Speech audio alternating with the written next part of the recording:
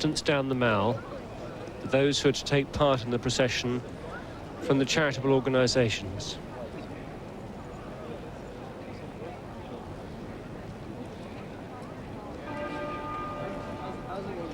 Those in buggies, those in wheelchairs, those on foot, ready to take their part.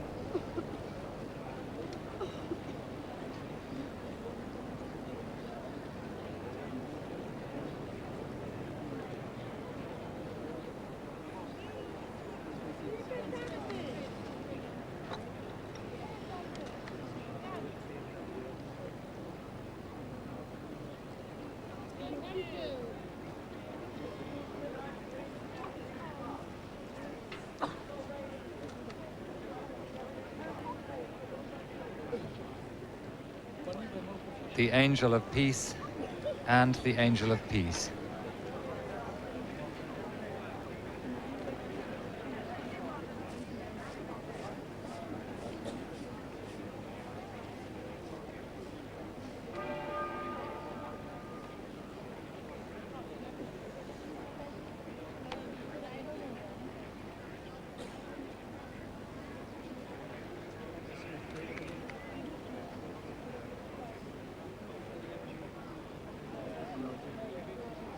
From all over the world, people are coming, and an enormous number of Diana, Princess of Wales's own friends. And for them, passing these railings, covered as they are with tributes, must be extremely moving, as they recall the friend, the compatriot who they lost.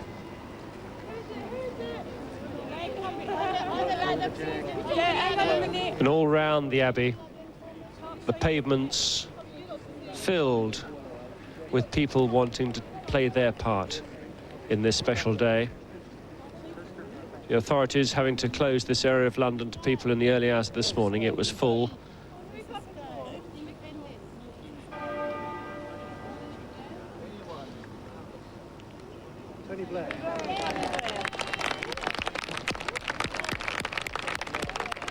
The Prime Minister, Mr. Tony Blair, Sherry Blair, at the West Door. He's played such a part in the organisation of this people's funeral for a people's princess, typically stopping to take an interest in all the tributes that are gathered there. It is he who will say the words, faith, hope and love, but the greatest of these is love. The Blairs representing the nation totally today, in the sense that they have worked so hard working with Buckingham Palace to represent the interests of the people in today's event. The government have been unbelievably supportive, both to the nation and to the Spencer and royal families.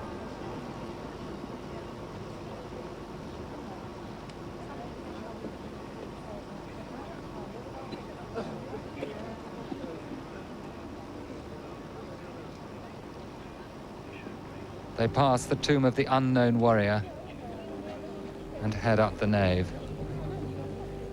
Tom Conti also there. And the sound of the organ.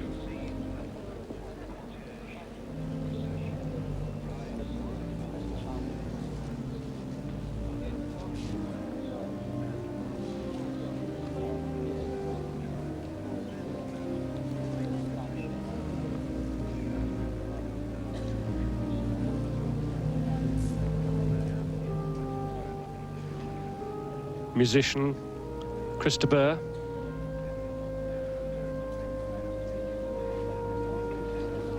US statesman Henry Kissinger. By pillars erected by King Henry V and King Henry III. This is the national pantheon, the focus of a nation that traces its history, particularly with the monarchy, right back to the times of its beginning, at the point nearly 1,500 years ago, Lord Attenborough. Clive James, the television host. A reminder that Diana, Princess of Wales, loved to laugh.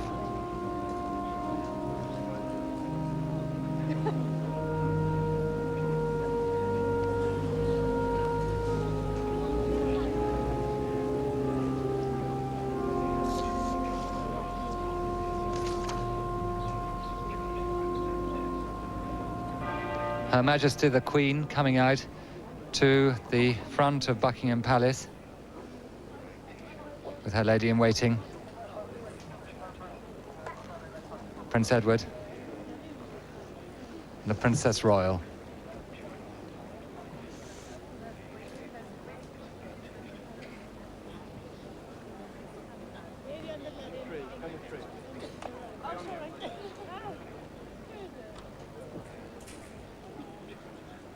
Her Majesty the Queen coming out to the point where she and His Royal Highness Prince Philip, Duke of Edinburgh, came and looked at the tributes yesterday. With Her Majesty, Her Royal Highness the Princess Royal, Commander Timothy Lawrence, His Royal Highness the Prince Edward, Peter Phillips, Princess Margaret,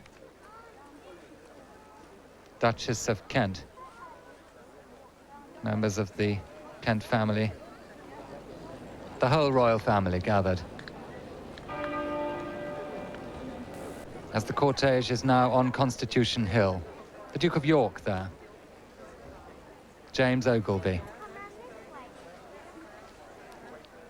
Sarah Ferguson too. and the young princesses of York.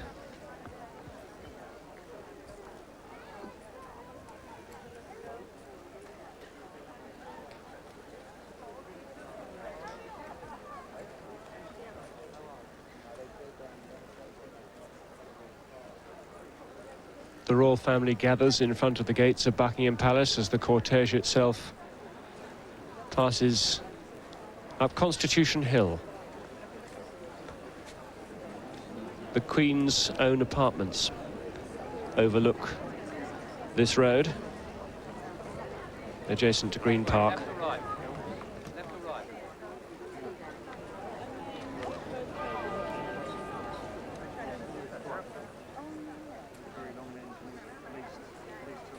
Like everyone along this enormous processional route, they will hear the sound of the horses' footprints as they come along.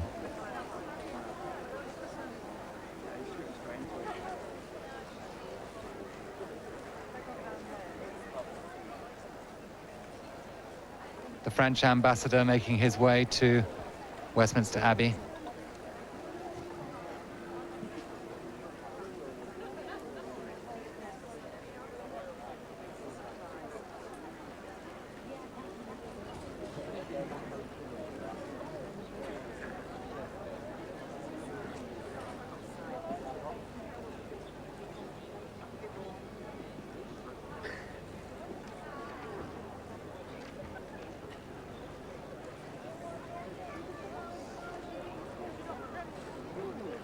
Her Majesty the Queen with the two princesses of York.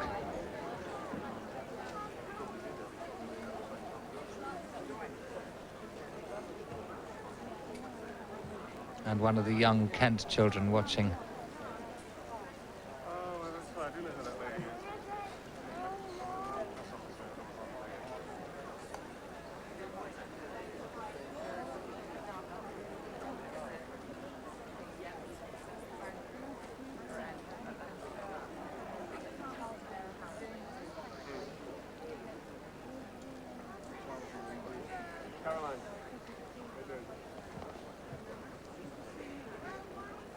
Serious faces of the riders. Lance Bombardier Graham Innes, Gunner Barry Logan, and Lance Bombardier Damon Humphreys.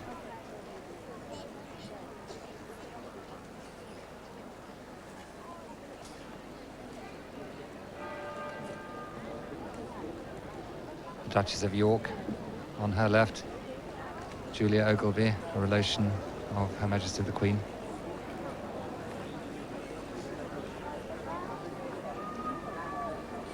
Lady Linley.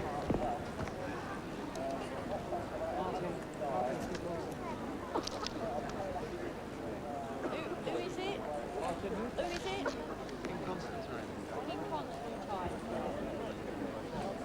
Greece.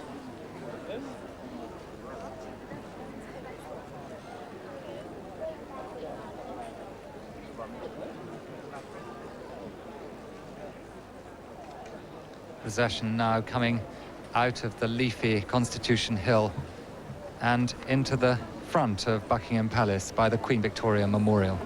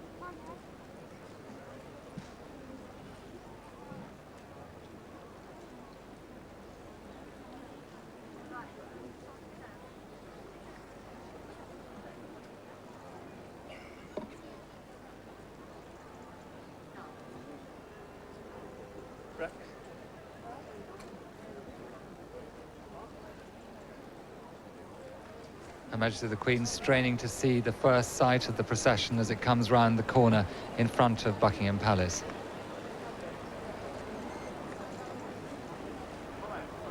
The royal standard above Buckingham Palace flying. But after the cortege has passed, Her Majesty the Queen and other members of the royal family will travel by car to Westminster. And as Her Majesty leaves, the royal standard will be brought down, and for the first time, a Union flag will fly and be taken to half-mast in salute to this extraordinary lady. Coming now in this sad and doleful procession.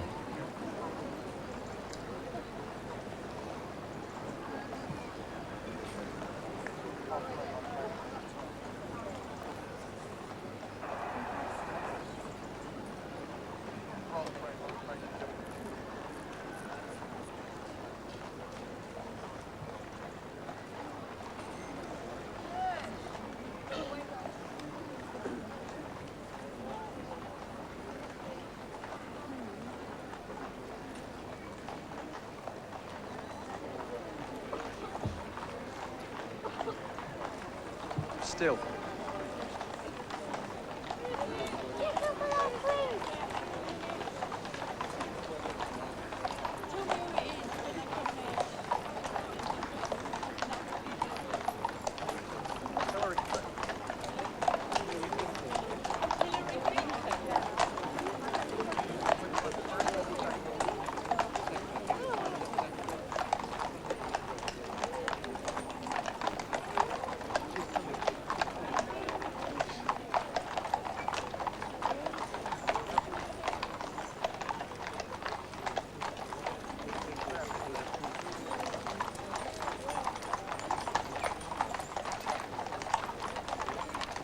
And at Westminster Abbey, Hillary Clinton, the United States First Lady, arrives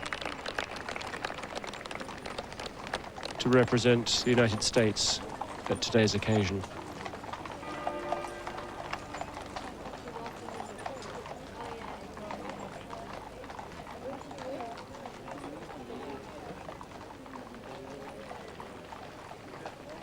The procession passing the royal family